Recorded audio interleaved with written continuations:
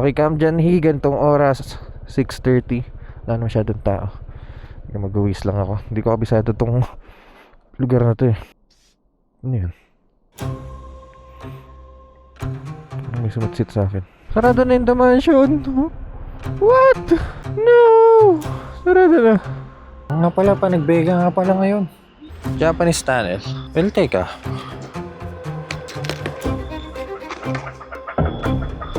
Diplomat Baguio Heritage Hill and Prayer Mountain. Alright. Way back World War II, daming namatay na pare at mga sundalo dito.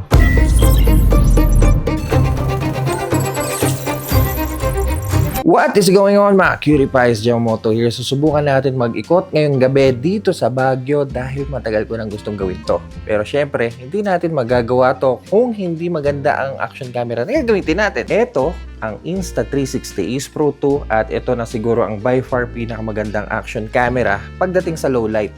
Lalo na sa gabi. Siguro, bago tayo mag-ikot, pakita ko lang muna sa inyo mabilis kung ano yung settings ko dito. Just to compare, ganito ang kuha ng video mode sa gabi at halos katulad ng ibang action camera ngayon. Pero para mas mapaganda to, isiset natin ang mode sa pure video. Dito, automatic niyang ina-adjust ang exposure. Para magawa to, kailangan lang natin iset ang mode from video to pure video mode. For the resolution, siguro mag-stick na lang tayo sa 4K at 30 FPS which is yung lagi kong ginagamit. For the field of view, siguro mas maganda kung gamitin natin tong action para mas malawak yung makikita natin sa daan. For the stabilization, set na lang natin to standard. Bali may option kayo dito kung gusto nyo patayin, standard or high. Stick pa rin tayo sa standard dahil upload dito sa YouTube at gusto natin na landscape ang video natin. Set na lang natin to 16:9 at duration sa ganito. So ganun lang kadali. Tara, subukan natin mag-ikot. Come dyan, hey. Isa tayo dito. Teka, pwede ba motor dito?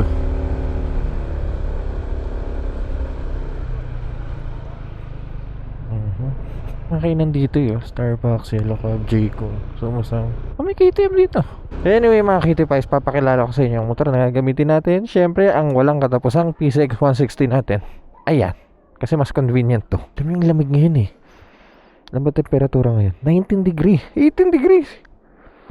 Kaya pala sakit ng kamay ko. Actually, dalawa talaga kami. Yun nga lang, naabutan kami ng malakas na ulan. Kaya kung mapapansin nyo, basang-basa yung motor eh. Kahit nga ako ngayon nanginginig, basa yung sapatos ko, basa yung kamay ko. Anyway, tuloy pa rin natin to. Susubukan nating mag-ikot ngayong gabi dito sa Baguio, pero hindi ko na masyadong lilibutin ang Baguio. Siguro ikutin lang natin yung mga alam kong tourist spot dito sa Baguio. Simula nung bata pa ako. Tara tayo dito. Medyo marami rin tao ngayon ah. Ang weird nito KTM pero puro CF Moto yung laman. Dito sa part na to wala na tayong mapuntahan, so diretso tayo. Okay, kanan tayo dahil dito madalas nagpipiknik ang mga turista. Ang dilim na sa part na to. Teka, mag-oxlight tayo. Yan. May hotel dito, nice. Bilihan din ng mga souvenirs meron dyan. Diretso pa tayo. Woo! Ang lamig! Ang kakanan ako dito eh. Pero hindi ko lang sigurado kung bukas pa to kasi gabing-gabi na. Opo, mukhang sarado na.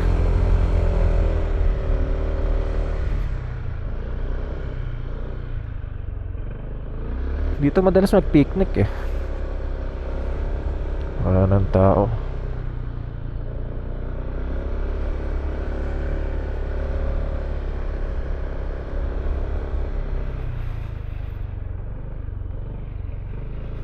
Ang lungkot dito sa lugar na to.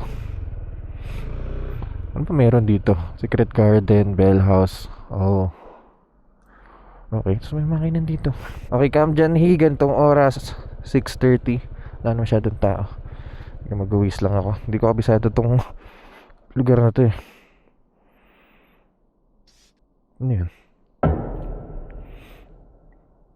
May sumatsit sa akin. Anyway, kinikilabutan ako dito sa lugar na to. Ito madalas nagpipiknik eh. Maganda to kapag may araw eh. Ngayon wala nang tao. 6:30 wala nang tao. Wala naman kasi ilaw eh. Tago sa gloves yung lamig. Basang-basa kasi ako kanina eh. Uy, ang ganda nito to. Pika Junction Road, kaliwa. Yan ang wag na wag nating pupuntahan kapag nakamotor. Dahil naalala ko na 1,000 ako dyan way back. Kailan ba? 2017 Ninja 650 yung gamit ko. Hanggang ngayon bawal pa rin dumaan dyan nakamotor. So guys, huwag kayo pupunta dyan. Parang kaawa nyo na nakamotor kayo. Kahit nakabike bawal. Lakas ng trip natin ngayon na Baguio para mag night ride. Ito yung teacher's camp. Pero alam ko bawal na pumasok dyan eh. Dati nakakapasok pa ako dyan. Parang transient to eh. Gusto mag-stay in, mag-check in, hindi na natin pupuntahan yun. Ano ito pag dinaretso natin? Ewan ko, madilim, huwag tayo dyan, dito tayo. Liwanag dito eh. Hamog oh. Rides Park! Puro horsey dito eh. Wala na, sarado na talaga.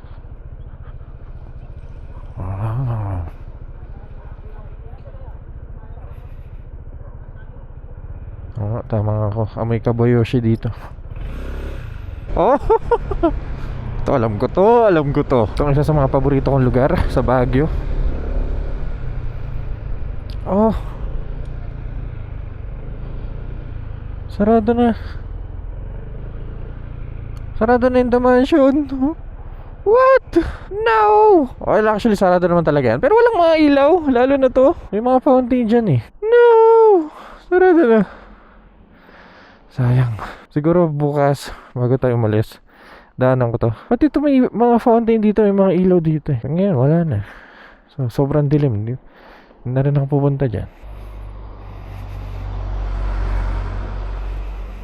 Itong oras wala ng tao sa daan no? Grabe. Ito may isa akong gustong puntahan. Panigurado ako bukas yun. Sana bukas yun para kahit pa paano may mabisita tayo ngayong gabi. Wala masyadong tao na oh. 6:40 pa lang. Siguro kasi nag-uulan.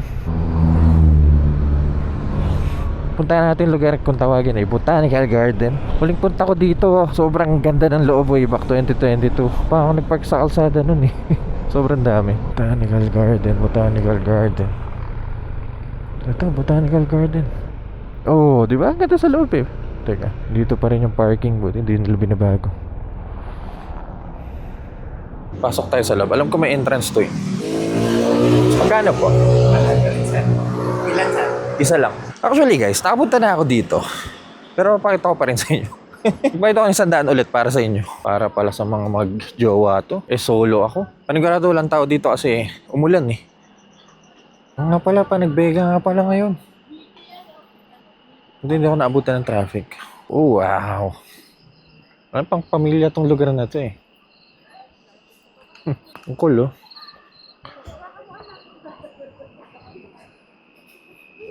Yan ba mayroon dito? Alam ko may tunnel dito eh. Dalawa kaming pumunta. Isa kong kasama, nagstay sa kwarto. Tapos tayo naglilibot mag-isa sa Baguio. Yung parang delikado tong ginagawa ko, mag-isa ako.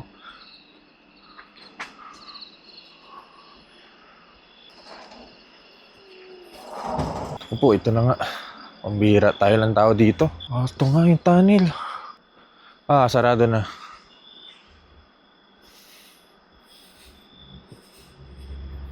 Grabe lang katao-tao.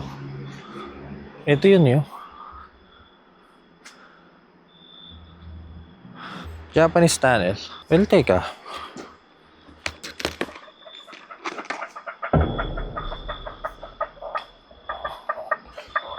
May tumunog eh. Huwag na pala.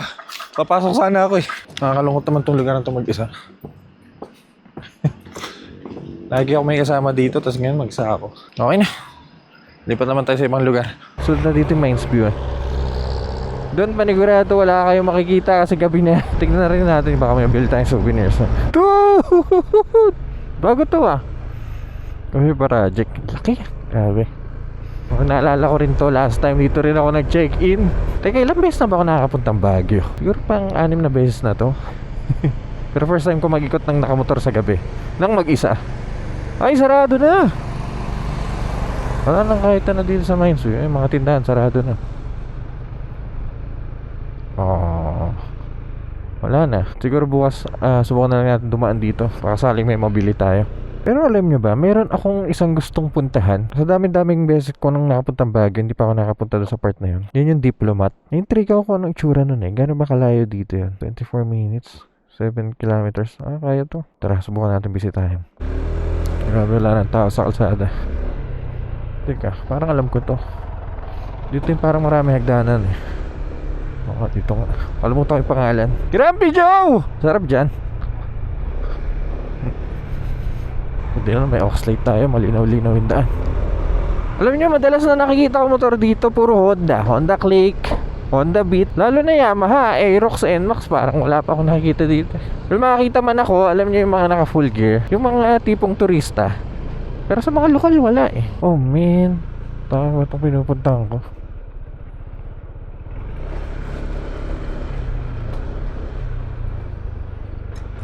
Woo! Alam nyo, dapat kapag naka-scooter kayo dito, magkapalit kayo ng panggilid, upgrade nyo. Kasi puro pa ahon tsaka palusong eh. Teka, session road na to eh. Delikado ko dito. Bawal motor dito eh. Pwede po magtanong? Pwede po ba motor dito? Opo, diretso lang ha, wag aakyat sir. Diretso lang dyan. Diretso lang? Oo, pababa. Sige po, salamat.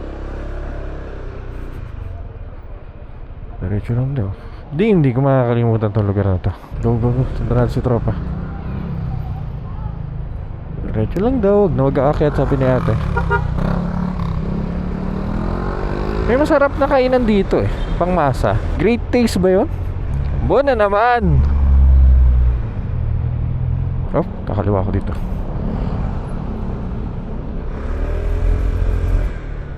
Wow!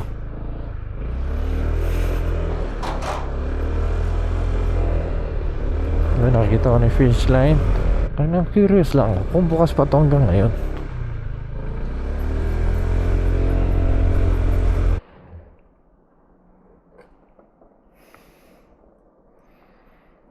Grabe. Wala na pala. Itong hotel na to, mga cutie pies, way back World War II. Ang daming namatay na Pilipinong pare at sundalo dito. Diplomat Baguio Heritage Hill and Prayer Mountain. Alright. Ikaw yung mandar! Ba't kayo mandar? Ay, naka-sights. Nasa tuktok tayo. Ito yung mga ilaw ng bahay eh. Oh. Okay, huling lugar na pupuntahan natin. Syempre hindi mawala yun. Ang Burnham Park. Doon maganda tumamay paggabi kasi andun ng night market, maraming pagkain, may mga naghihilot. Tsaka yun yung pwede kayo magbangka, yung may dock sa gitna. Ang mahirap dito sa Burnham, parking. Burnham Park, kana. Teka, alam ko yung mga parking dito eh. Hindi ko lalo kung pwede motor dito. Parang lungkot naman ng Burnham. Yan yung sinasabi ko sa'yo, may lake sa gitna. Parang walang parking, mga cutie pies. Oh, may mga bike pa rin pala dito. Bumalik na naman ang aking childhood alaala. Hindi mo nakakamiss. Dati pag ganyan-ganyan lang ako. Ngayon nakamotor na, kung ano-ano pa.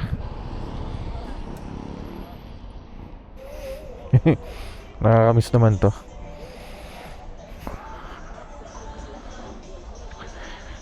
Panigurado kapag nagkaanak ako, dadaling ko agad dito. Diretso tayo dito. Tignan natin kung anong meron dito sa lake.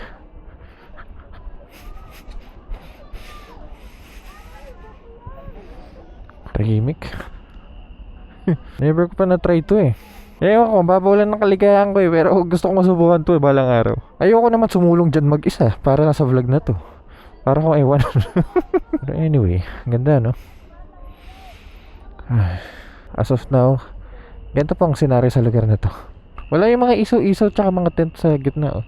Dito yun alam ko eh. By the way, sa mga gustong kumuha ng ganitong klaseng camera, Insta360 Ace Pro 2, camera na mainam gamitin sa gabi, tulad nito, ilalagay ko po yung link sa may description box kung saan nyo po mabibili. And also, hindi lang po Ace Pro 2 yun nandun, ilalagay ko rin sa nyo bibili ang X4 para naman sa mga 360 degree shot nyo. Balik lang muna ako sa pinag-stayan namin. At siguro maghanap lang din tayo ng pwedeng pagkainan dahil di pa tayo kumakain na naman. Kaya mga cutie pies, kung nag-enjoy po kayo sa video na to, kindly leave a like. At kung mahilig kayo sa mga ganito content, huwag kayo mag-alala dahil nasa tamang channel kayo. So make sure to press that subscribe button dyan sa baba. Kaya mga cutie pies, tutuloy ko na lang bukas tong video na to para makapagpahinga na rin tayo. At see you po sa next content.